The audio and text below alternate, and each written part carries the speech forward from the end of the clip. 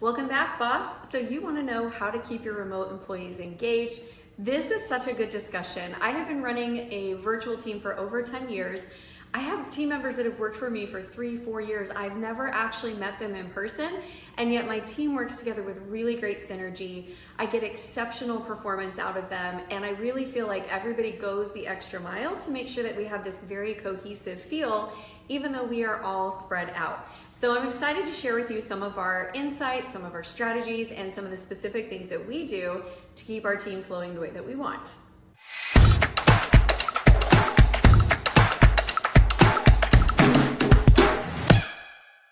I'm Amy Walker, Small Business Growth Strategist, and your team is the most powerful asset that you have in your business. If they are not working at peak productivity, if they do not have synergy, if you're lacking in cohesion, then efficiency and profitability are going down.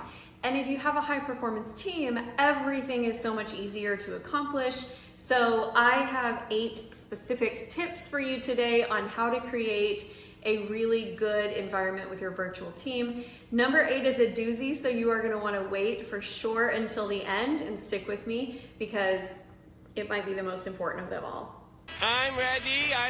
Most of our clients who are trying to get this virtual team to work fit into one of 2 categories.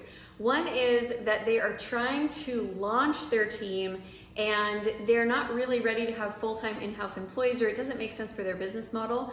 So they're trying to look at virtual team as a way to expand beyond being that solopreneur and one mom and pop shop, one guy running the operation mode.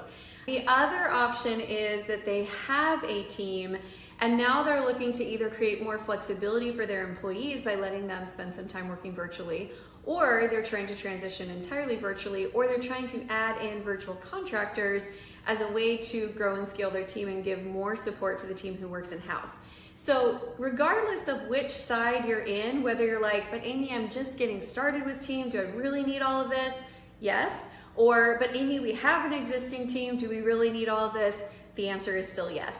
These 8 strategies will make any team better and more productive. So let's jump in with number 1, which is your vision. How is your team supposed to be cohesive? How are they supposed to work well together when they do not have a clear picture of what they are working towards? What happens when you're lacking vision as a company is that you have a lot of task managers who are like, hey, tell me what to do and I'll be happy to do it. I don't have time to tell everyone what to do. I need them to hold on to that comprehensive vision that we're all working towards. I need them to have ownership over that piece of the puzzle and really be able to move forward towards it. The other way that vision really helps is with change resistance. So when we are making changes in business, which we should be doing often, we should be innovating often, people don't like to go out into the unknown. It feels scary, it feels unpredictable, and vision is the thing that allows them to be able to say, okay, I might not like these next few steps, but I can see where we're going and I buy in with where we're going. I'm invested in that destination, so I'm willing to go through the mucky parts of the journey in order to get there. Number 2 is your core values. Your core values are the glue of your team. It is the measure by which you hire people. It is the measure by which you fire people. It is the measure by which you make all decisions. So a lot of times when I hear companies' core values, they're very lackluster. They'll have core values like, we appreciate or we value honesty and integrity. And to me, that is a very pointless value. That's just a basic standard of doing business, right? It's not anything that distinguishes you, because look at it on the flip side.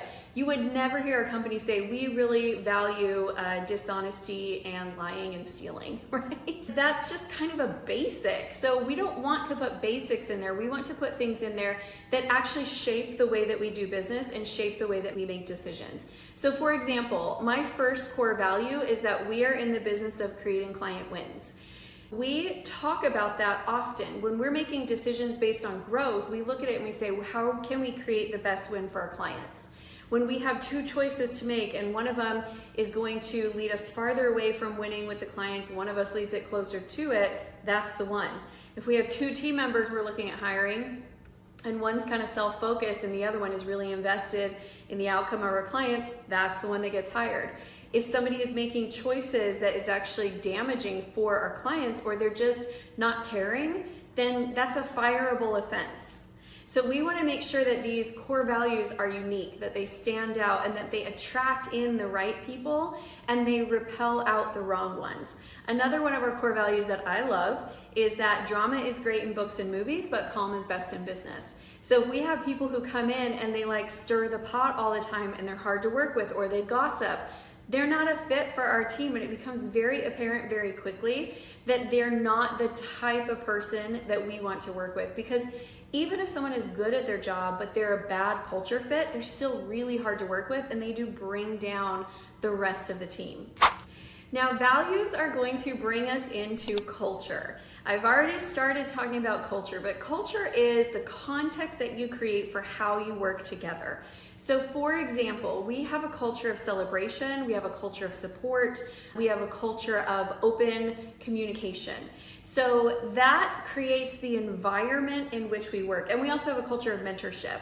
So our culture is the work environment that we have consciously designed in order to plant seeds for successful employees to really grow and blossom out of that.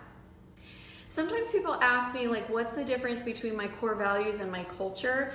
And there is definitely some overlap in it, but the core values are like what we stand for and how we make decisions.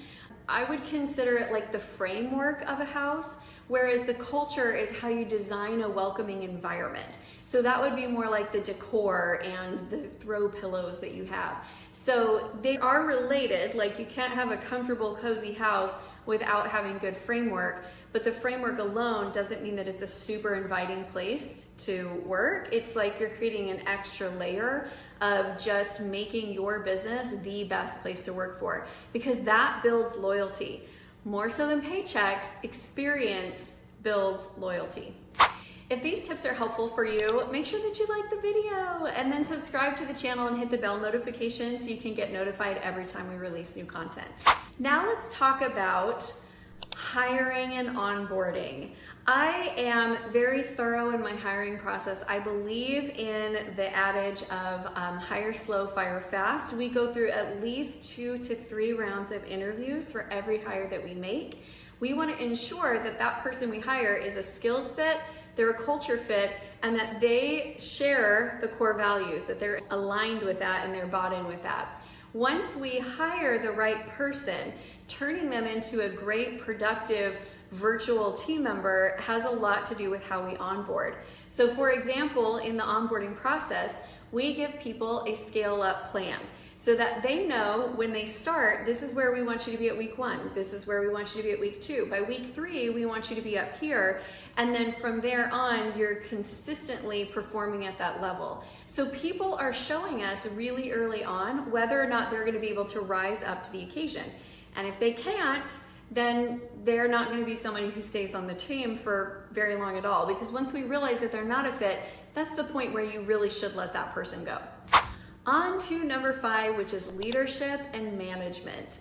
Sometimes we have business owners who are not very good managers, and sometimes we have business owners who are not very good leaders, and they are actually different. So the leader is the type of person who they are the visionary. They inspire people, they enroll people into where they want to go. But sometimes a great leader is a bad manager because they struggle with the details. They feel like the detail work is babysitting and busy work. And so they leave people unsupported while they've instilled in them this great vision of where they can go. And then on the flip side of that, you have people who are naturally really good managers. Like they have the systems in place. They are good at answering questions in a timely manner. They're good trainers. They create processes, but they never instill in their people that bigger vision. They're not inspiring. They're not motivational. And so they have a bunch of people who efficiently do their work, but without drive towards something bigger. We want to be able to encapsulate both great leadership and great management. I would say that by nature, I am a better leader than I am a manager. So how do I get greatness out of my team?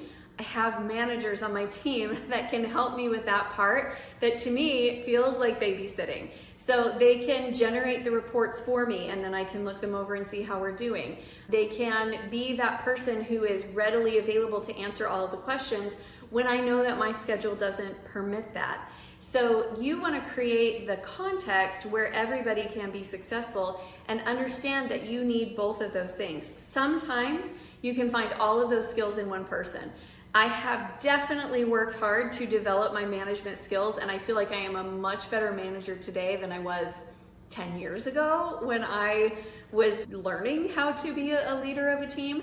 But that is only going to go so far, and I'm always going to have gaps in my management style, which is mostly going to be focused around details. So I support myself by having other people who support me. And then in turn, we all support the team better. All right, communication is next. When you have a virtual team, communication is critical. So we use Slack as a team. It's a decision we made about a year ago to be entirely all in on Slack. And with that, we had to stop emailing. So it was like a hard transition to make of like, no, we no longer email. Everything goes through Slack. So we have a project management tool that everybody's plugged in with. We have a Slack channel that everyone is plugged in with. And then we have a shared and organized Google Drive that everybody uploads all their resources to. So all the communication is going on in one place and it's not getting confusing.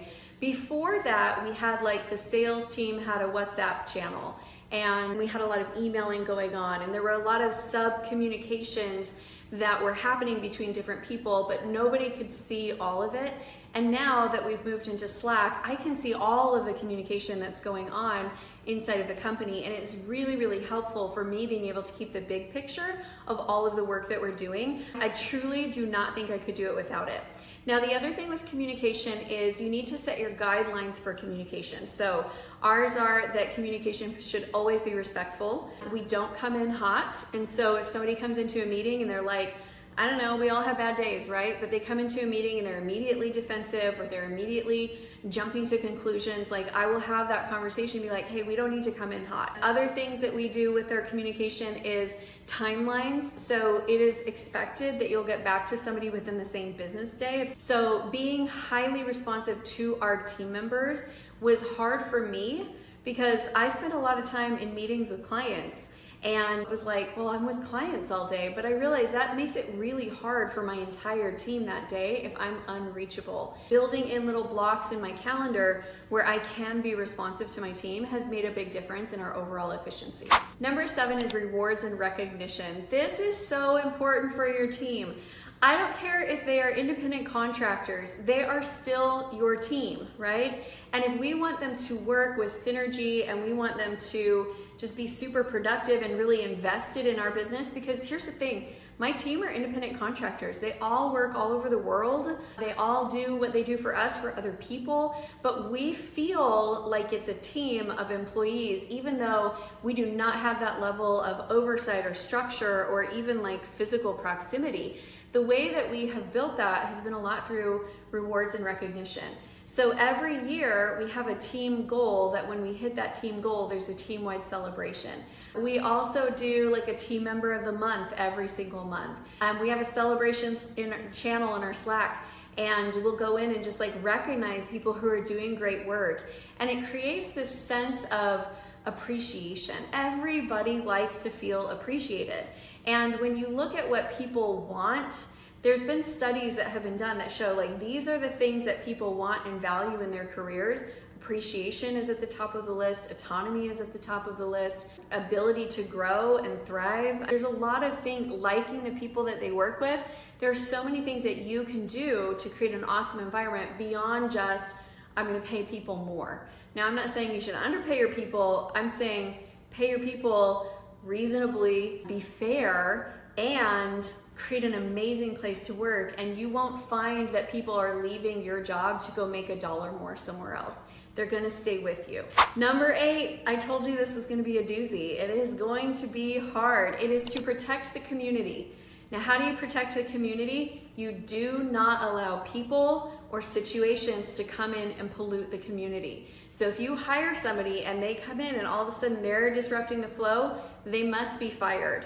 I learned this lesson the hard way when I had someone on my team. Everyone on the team kept coming to me about this person, And I kept like smoothing it over because they were good at what they did.